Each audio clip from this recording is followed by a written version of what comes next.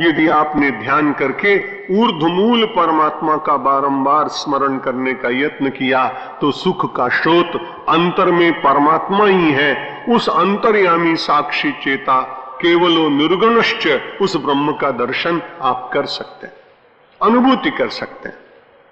दो प्रकार के दर्शन है, एक अनुभवजन्य दर्शन है और एक प्रत्यक्ष दर्शन।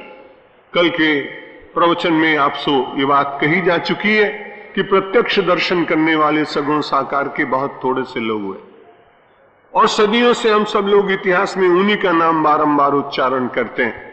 नवीन उदाहरण बहुत कम बन पा रहा है, लेकिन निर्गुण परमात्मा का अनुभव करने वाले, वेदांत की दृष्टि से चिंतन करने वाले, अनुभवजन्य दर्शन में अपने जीवन को धन्यता प्रदान करने वालों की संख्या पर्याप्त है और वो अधिकार आपको भी है। क्योंकि सगुण साकार के दर्शन करने के लिए व्यक्ति को बहुत तपश्चर्या करनी पड़ती है, सब कुछ छोड़ने का मन में प्रयत्न करना पड़ता है और जब तक लोहे के खंभे से न टकराए और जब तक विष का प्याला न पिए तब तक भगवान जल्दी जल्दी दर्शन करता नहीं। हम सब लोग खीर पूड़ी मालपुआ खाने वाले लोग और मन में विचार करें कि सगुण साकार का दर्शन नहीं होता। अगर कभी 3 बजे की घंटी 4 बजे चाय की लग जाए तो 3 बार आदमी विचार करते हैं कि आश्रम वाले भूल गए क्या। अब आप विचार करिए कि चाय के प्याले से बंधा हुआ जीव और महाराज जी से प्रार्थना करता है भगवान हमको दर्शन नहीं देते, तो भगवान ऐसे रास्ते में पड़े हुए दर्शन देने के लिए। आपका कितना उत्सर्ग है आप देखिए, आप अपने विषय जाल से कितना अपने को मुक्त कर पाए।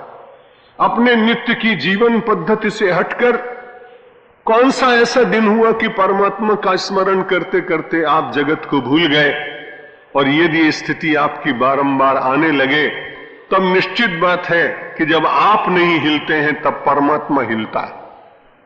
जब आप चंचल रहते हैं तो परमात्मा को कोई चिंता नहीं, लेकिन जब परमात्मा के ध्यान में आप अचल हो जाते हैं तब वह परमात्मा अचल होते हुए भी सचल होकर और आपके सामने प्रत्यक्ष जिस रूप में आपने ध्यान किया हो उसमें प्रकट होने के लिए विवश हो जाता है।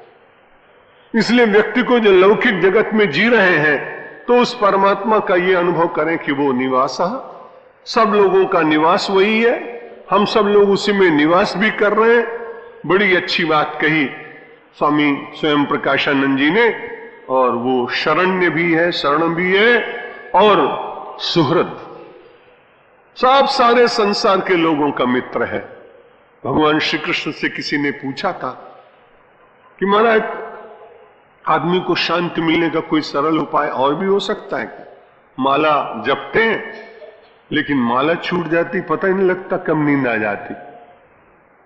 ध्यान करते हैं और पता नहीं कब बगीचे दिखाई पड़ने लगते हैं, अपनी गौशाला दिखाई पड़ने लगती है, अपनी पाठशाला दिखाई पड़ने लगती है, अपने शिष्य मंडल दिखाई पड़ने लगते हैं, अपने जय जयकार करते हुए लोग दिखाई पड़ते हैं। कोई ऐसा सरल बताओ महाराज मार्ग। भगवान ने कहा तो मैं बिल्कुल सरल मार्ग बताता हूं जो आपने अभी अभी सुना। भगवान ने कहा केवल इतना ही मान लो तुम, सुहृदम सर्वभूतानाम, मैं सारे संसार का सुहृद हूं। भगवान कहते मैं सबका मित्र हूं, लेकिन आपकी बड़ी कठिनाई, आपने कुछ लोगों को अपना विरोधी तो मान रखा है, कुछ लोगों के साथ आपकी शत्रुता तो है मन में, कुछ लोग आपके प्रतिस्पर्धी हैं। उस समय आप भगवान से कहते हैं भगवान आप मेरे सुहृद तो रहे लेकिन उस नालायक के सुहृद मत बनना। तब भगवान कहते तुम कैसे, जब मैं प्रतिज्ञा कर चुका हूं कि सुहृद सर्वभूतानाम, सारे संसार के समस्त प्राणियों का मैं मित्र हूं, तो परमात्मा को यह संदेश देने का मेरा और आपका कहां अधिकार है कि कुछ लोगों से मैत्री आप रखें और कुछ लोगों को आप श्राप दे दें, हमारा कल्याण करें और उसको गड्ढे में फेंक दें। ये बात कभी मानी नहीं जा सकती है। ये आपकी द्वैत बुद्धि होने के कारण आप परमेश्वर के वास्तविक स्वरूप को देख नहीं पा रहे।